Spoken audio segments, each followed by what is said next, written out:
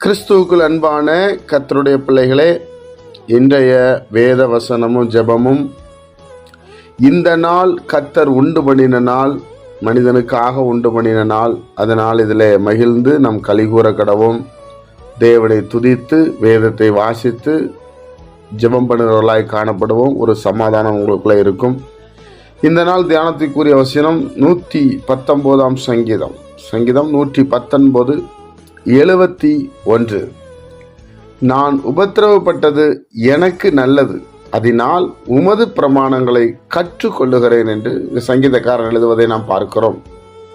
என் அன்பு கர்த்தருடைய பிள்ளைகளே, உபத்திரவத்தை யாருமே ஏற்றுக்கொள்வதில்லை. உபத்திரவம் வந்தால் நம் உண்டாக்கின தேவனை முறுமுறுக்கிறோம், பல நேரங்களிலே சோர்ந்து போகிறோம், கடிந்து கொள்ளுகிறோம். ஆனால் இங்கே சங்கீதக்காரர் எழுதும்போது, நான் உபத்திரவப்பட்டது எனக்கு நல்லது, அதனால உம்முடைய பிரமாணங்களை கற்றுக்கொள்ளுகிறேன். ஏன் இந்த உபத்திரவம் வருது? இந்த உபத்திரவுக்கு முன்னாடி நம்ம என்ன செய்யணும்? பிரமாணங்களை, தேவனுடைய நியமங்களை நான் தெரிந்து கொள்ளுகிறேன். வேதத்தை எடுத்து வாசிக்கிறேன், வாசித்து அதை அறிந்து கொள்ளுகிறேன். ஏன் என் குடும்பத்தில் எப்படிப்பட்ட ஒரு சூழ்நிலை, ஏன் பிஸ்னஸில் ஒரு தோல்வி, ஏன் சரத்தில் ஒரு வியாதி, ஏன் இந்த மாதிரி நடக்கிறது என்பதை நான் அறிந்து கொள்ளுகிறேன், புரிந்து கொள்ளுகிறேன் என்று சொல்லுகிறார். என் அன்பு கர்த்தருடைய பிள்ளைகளே, அப்போ உபத்திரவம் என்பது ஒவ்வொரு மனிதனுக்கும் தேவை. அப்போதான் நம்ம கற்றுக்கொள்ள முடியும். உபத்திரவமே இல்லாத வாழ்க்கை என்றால் நம் தேவனை அறிய முடியாது. அதனால ஆண்டவர் உபத்திரவத்தை ஒவ்வொரு மனிதனுக்கும் அனுமதிக்கிறார். அப்பதான் தெரியும். தாவீதை அனுமதித்தார், தாவீதை பழக்குவித்தார். ஒரு விசை கரடி வந்தது, ஒரு விசை சிங்கம் வந்தது என்று சொல்லுகிறார். எவ்வளவு பெரிய உபத்திரவம் பாருங்க. அதுபோல தானியேலையும் சாத்ராக் மேஷாக் ஆபேத்நேகோ நினைச்சு பாருங்க. அக்கினி ஜுவாலையில போட்டாங்க உபத்திரவம், தானியேலை சிங்க கவியில போட்டாங்க உபத்திரவம். இப்படி தேவ மனிதர்களுக்கு ஏராளமான உபத்திரவங்கள் இருந்தது. ஆபிரகாமை நீங்கள் எடுத்துக்கொண்டீர்கள், தன் மகனை பலியிட போகிறார், பெரிய உபத்திரவம்.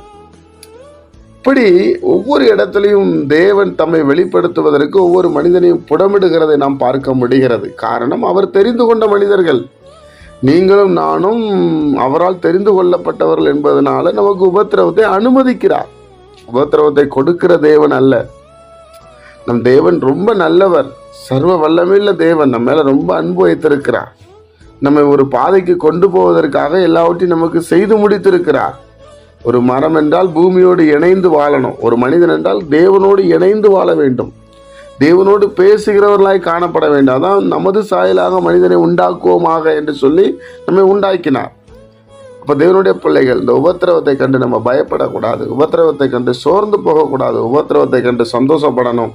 அது எனக்கு நல்லது, இதனால நான் மனிதர்களை புரிந்து கொள்ளுகிறேன், சொந்தக்காரங்களை புரிந்து கொள்ளுகிறேன், அண்ணன் தம்பிகளை புரிந்து கொள்ளுகிறேன், அக்கா தங்கச்சியை புரிந்து கொள்ளுகிறேன். இவர்களெல்லாம் எந்த சூழ்நிலை நம்மளுக்கு இருப்பார்கள் என்பதை ஆண்டவர் காண்பித்து கொடுப்பார். என் அன்பு கர்த்தருடைய பிள்ளைகளே, அப்போ நான் உபத்திரவப்பட்டது எனக்கு நல்லது, ஸ்தோத்திரம் என்று சொல்ல வேண்டும். உபத்திரவத்தின் வழியாக தான் நம்ம பரலோகராஜ்யம் போக முடியும். சரியா? தேவநாமம் மையப்படட்டும்.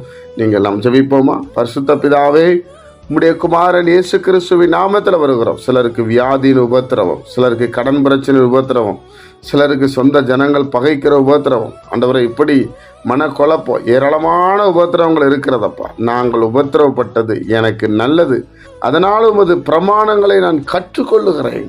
ஆண்டவரிடத்தில் இன்னும் ஜீவிக்க, நெருங்க நான் முற்படுகிறேன். ஆண்டவரை, இந்த நாளை எங்களுக்கு ஆசீர்வதித்து தாரும். கேட்கிற ஒவ்வொரு பிள்ளைகளையும் ஆசீர்வதியும். சமாதான சந்தோஷம் அந்த பிள்ளைகளுக்கு உண்டாகும்படி ஜெபிக்கிறோம். இயேசு கிறிஸ்துவின் நாமத்தில் எங்களை தாழ்த்தி ஒப்புக் கொடுக்கிறோம். இயேசுவின் மூலம் பிதாவே, ஆமென்.